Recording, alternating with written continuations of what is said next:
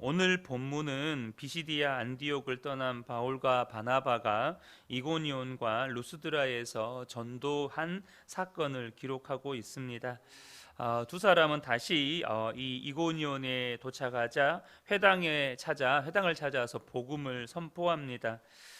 복음을 전하는 곳에는 언제나 반응이 두 가지로 나타나게 됩니다.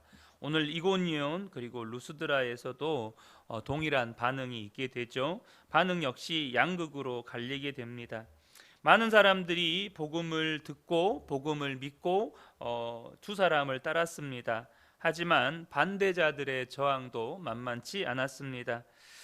그들이 공권력을 동원해서 폭력을 행사하려고 하자 바울과 바나바는 급히 루가오니아 지방으로 또 옮기게 됩니다. 이고니온에서 이렇게 바울과 바나바가 유대인들의 회당에 들어가서 복음을 전하자 유대와 많은 헬라인들이 이 복음을 받아들입니다. 하지만 순종하지 않은 유대인들은 표적과 기사를 보면서도 이방인들을 선동해서 악감정을 품게 하고 또 모욕하면서 돌로 치려고 하죠. 우리는 오늘 본문의 사건을 통해서 좀 세 가지 부분을 생각해 보면서 함께 은혜를 나누기를 원하는데요. 먼저는 우리가 진리를 전하고 선행을 한다고 해서 언제나 그 결과가 사람들로부터 환영받고 인정받는 결과를 가져오는 것은 아니라는 것입니다. 많은 성도들이 흔히 착각하는 것 중에 하나가 지금 내가 하는 일이 선한 일이기 때문에 진리의 말씀을 따르고 생명의 복음을 전하는 일이기 때문에 선한 결과를 가져올 것이다. 내가 기대하는 어떤 좋은 결과를 가져올 것이다. 혹은 많은 사람들로부터 인정과 환영을 받으며 많은 사람들로부터 박수를 받게 될 것이다 라고 생각하는 것입니다. 여러분, 내가 말씀에 순종하죠. 그래서 말씀에 순종하면 나는 선한 일을 한 거예요. 그래서 그 말씀에 순종하는 선한 일을 했기 때문에 반드시 나에게는 좋은 결과를 가져올 거다. 좋은 일이 있을 거다. 우리는 이런 생각을 종종 한다고요. 그러나 성경을 보면 선한 일을 했지만 항상 그 선한 일을 행한 당사자가 선한 결과를 얻었던 것은 아니었다는 사실을 보게 됩니다. 당장 이 바울의 전도 여행이 그러했습니다. 복음을 전하는 곳에는 언제나 양극화 현상이 일어났고 바울을 지지하는 사람들이 있었지만 바울을 극렬하게 반대하는 사람들이 있었고 1차 전도 여행에서만 바울은 돌에 맞아서 죽을 뻔했던, 아니 이미 죽었다고 여기고 사람들은 바울을 성 밖에 내다 버렸던 사건까지 겪게 됩니다. 여러분, 저와 여러분이 아셔야 될 것이요, 악한 세상에서 선한 일을 하는 것이기 때문에 거짓의 아비 마귀가 권세를 잡고 있는 세상에 진리를 선포함으로 이 거짓을 드러내는 일을 우리가 하는 것이기 때문에 세상으로부터 미움을 받고 또 어려움을 당하는 것이 당연하다는 것을 아셔야 합니다. 여러분, 악한 세상에서 선한 일을 할 때 무슨 일이 생기게 되는 것입니까? 내가 선한 일을 함으로 말미암아 그 세상의 일들이 악한 것임을 드러내게 됩니다. 우리가 하는 일이 그래요. 여러분, 예수님을 믿는 일이 그렇습니다. 우리가 하는 선한 일 때문에 세상이 하는 일들이 악한 일임을 고발하게 되는 것입니다.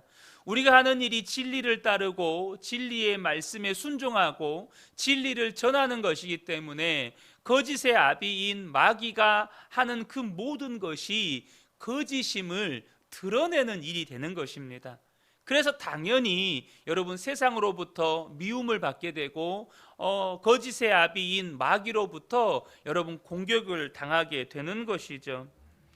바울과 실라가 빌립보에서 복음을 전하다 귀신 들려 점을 치는 여인을 구해 주었던 일이 있었습니다. 그런데 이제 그 여인을 종으로 부리면서 돈을 벌었던 주인이 이 여종이 더 이상 점을 칠 수 없게 되고 돈을 벌 수 없게 되니까 바울과 실라를 고소하여서 매로 때리고 감옥에 가두는 일이 있었습니다. 분명히 바울은 복음을 전하는 선한 일을 했고 귀신에 매여서 일평생 종으로 살던 그 여인을 고쳐주고 구해주는 선한 일을 했습니다. 그런데 선한 일의 결과는 그가 인정받고 그들이 존경받고 박수받는 일이 아니라 도리어 이 악한 주인에게 피해를 끼치는 일이 되어서 매를 맞고 감옥에 갇히게 되었다는 것이죠. 여러분, 저와 여러분이 반드시 알아야 할 것이 있습니다. 우리가 진리를 따르면 진리를 따르는 그 일 자체가 세상의 거짓됨을 드러내게 됩니다. 우리가 선한 일을 하게 되면 그 선한 일 때문에 세상의 일들이 악한 일임을 드러내게 됩니다.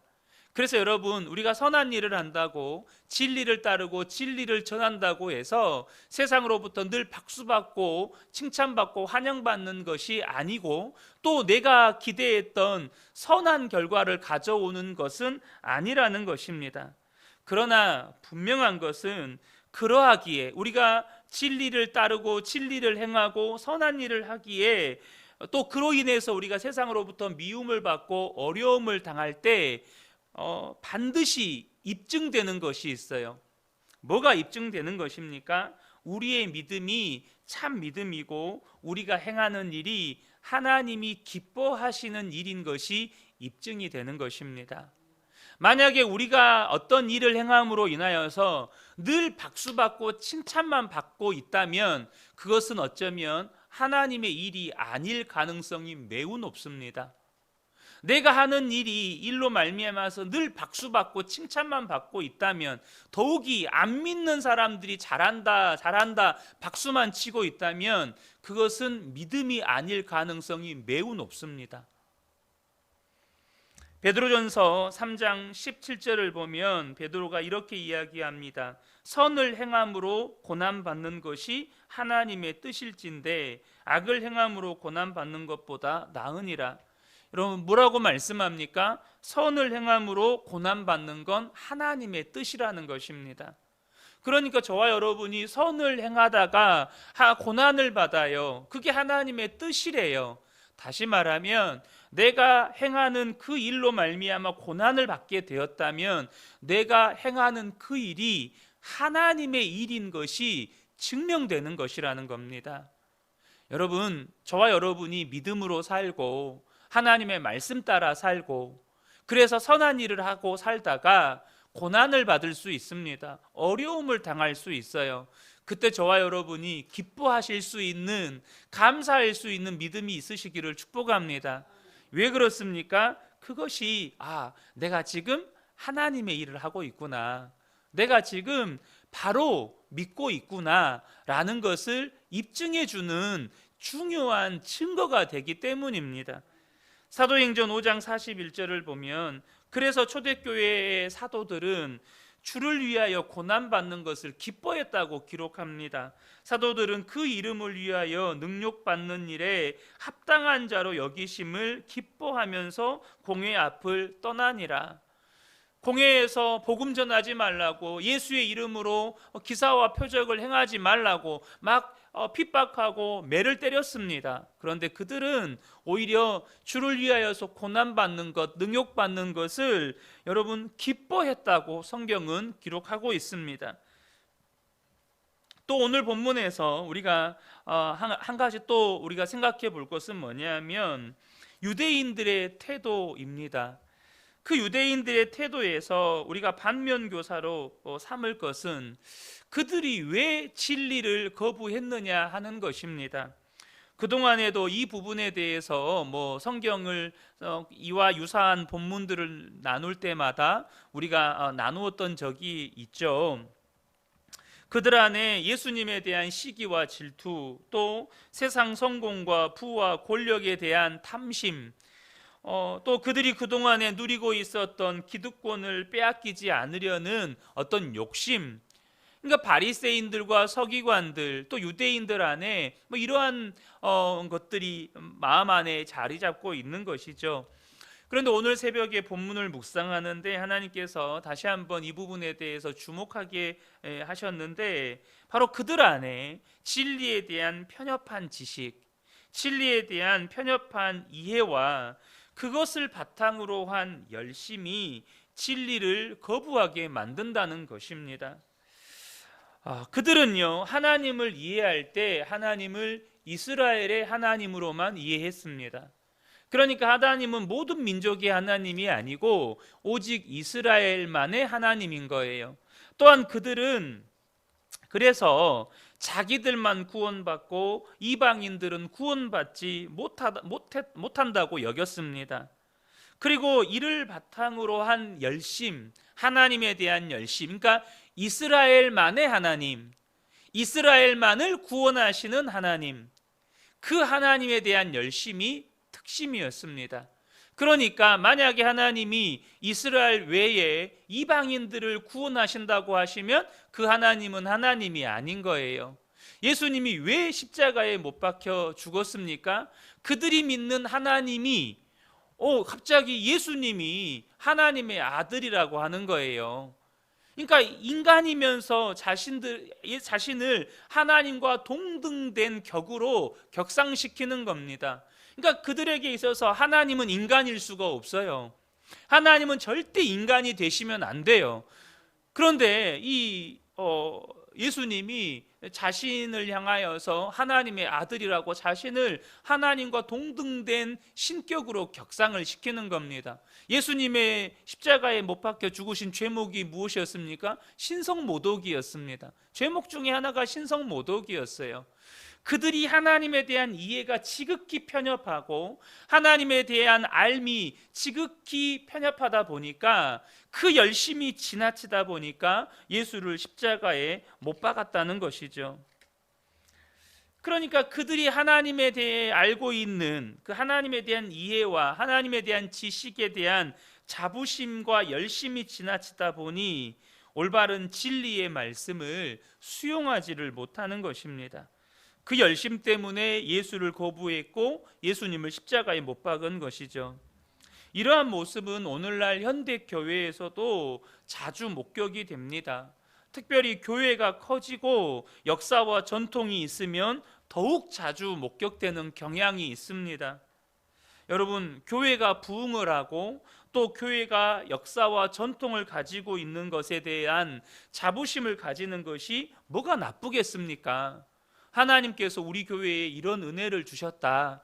하나님께서 우리 교회의 그 100년, 150년 그 역사 속에서 이러한 놀라운 일을 행하셨다. 우리도 그 믿음의 선배들의 믿음을 따라서 정말 우리가 신실한 믿음을 배워야 한다. 얼마나 올바른 신앙의 태도입니까? 그런데 여러분, 분명한 것은 그 어떤 것도 진리 위에 설 수는 없다는 것입니다. 다시 말하면 그 어떤 역사와 전통도 또 그 어떤 여러분 하나님이 행하신 일들도 지금 기록된 이 하나님의 말씀보다 성령의 인도하심보다 앞설 수는 없다는 거예요. 분명히 하나님께서는 모세를 통해서 이스라엘 백성들을 출애굽시키셨고 또 그들을 가나안 땅으로 인도하셨고 놀라운 일들을 행하셨습니다. 그럼에도 불구하고 그것은 지나간 과거예요. 지나간 과거입니다. 오늘 하나님께서 이스라엘 백성들에게 예수 그리스도를 보내주셨고 오늘 그들에게 메시아를 통하여서 그들을 구원하시는 일을 행하시는데도 불구하고 그들은 오늘 그들에게 역사하시는 그들에게 말씀하시는 하나님을 거부했습니다. 여러분, 저와 여러분이 꼭 기억하셔야 될 것이 있어요. 우리 안에 하나님께서 베푸신 은혜들이 너무나도 귀합니다. 우리가 지난날의 삶 동안에 하나님이 내게 베푸신 은혜들은 너무나도 귀한 거예요. 그것이 우리 안에 은혜의 역사일 수 있고 은혜의 전통일 수 있습니다. 우리 교회도 앞으로 10년이 되고 20년이 되고 30년이 되면 교회 안에 하나님께서 행하신 놀라운 은혜의 역사들은 계속해서 기록되어 갈 것입니다. 그러나 중요한 것은 뭐냐 하면 오늘 우리에게 주어진 이 오늘 우리에게 선포된 말씀보다 그것이 앞설 수는 없다는 것입니다. 오늘 하나님께서 나를 인도하시는 그 이끄심보다 앞설 수는 없다는 거예요.